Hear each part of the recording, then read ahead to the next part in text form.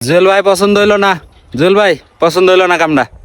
দুনিয়াতে লক্ষ লক্ষ বিজনেস থাকতে আপনার চাই না যে এই প্রোডাক্টটাই দেখাইতে হইলো, মেয়েদের একটা সিক্রেট জিনিস, এটা তো মানুষজন বাইরেও শোকা দেয় না, এই জিনিসটা নিয়ে আপনার ক্যামেরার সামনে আসতে হইলো। আর আপনি কি বুঝেন নাই যে এই জিনিসটা আপনার চেহারার সাথে আপনার স্ট্যাটাসের সাথে যায় না? আপনি একজন মানবতার ফেরিওয়ালা হিসেবে দুনিয়ার সকলে আপনাকে চিনে, আপনার সাথে এই কাজটা মোটেও যায় না ভাই। কাজটা ভালো করেন নাই, ঠিক আছে?